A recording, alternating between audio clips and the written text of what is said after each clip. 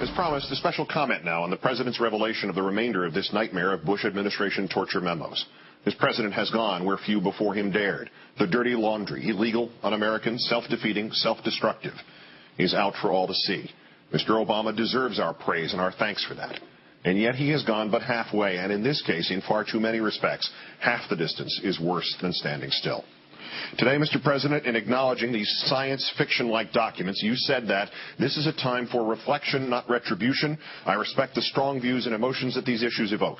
We have been through a dark and painful chapter in our history, but at a time of great challenges and disturbing disunity, nothing will be gained by spending our time and energy laying blame for the past. Mr. President, you're wrong. What you described would be not spent energy, but catharsis. Not blame laid, but responsibility ascribed.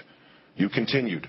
Our national greatness is embedded in America's ability to write its course in concert with our core values and to move forward with confidence. That is why we must resist the forces that divide us and instead come together on behalf of our common future. Indeed, we must, Mr. President, and the forces of which you speak are the ones lingering with pervasive stench from the previous administration. Far more than a criminal stench, sir, an immoral one.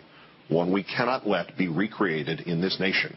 One, President Obama, it is your responsibility to make sure cannot be recreated. Forgive me for quoting from a comment I offered the night before the inauguration, but this goes to the core of the President's commendable but wholly naive intention here. This country has never moved forward with confidence without first cleansing itself of its mistaken past.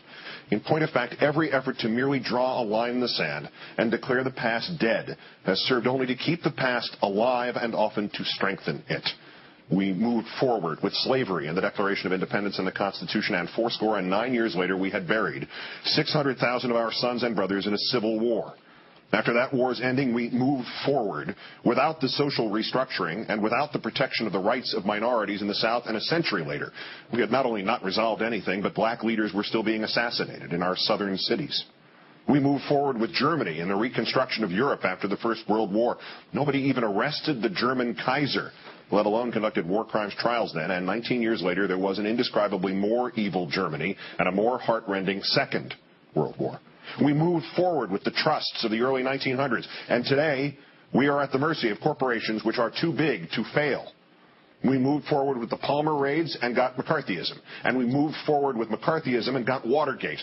We moved forward with Watergate, and junior members of the Ford administration realized how little was ultimately at risk. They grew up to be Paul Wolfowitz and Donald Rumsfeld and Dick Cheney.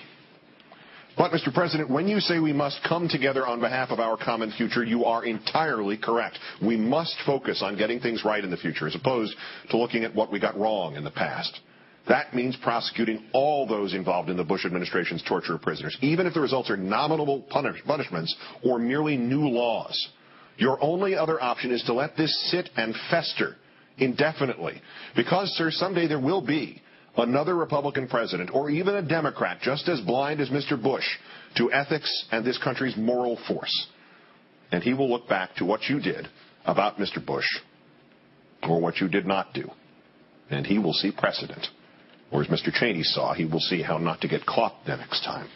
Prosecute, Mr. President. Even if you get not one conviction, you will still have accomplished good for generations unborn. Merely by acting, you will deny a further wrong, that this construction will enter the history books.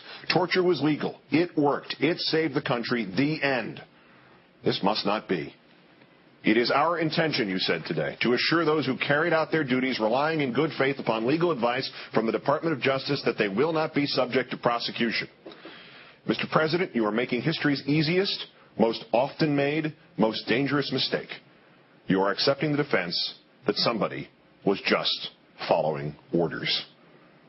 At the end of his first year in office, Mr. Lincoln tried to contextualize the Civil War for those who still wanted to compromise with evils of secession and slavery. The struggle of today, Lincoln wrote, is not altogether for today, it is for a vast future also.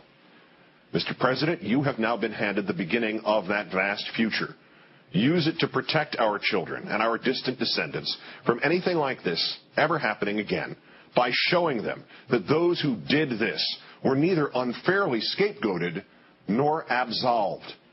It is good to say we won't do it again. It is not, however, enough.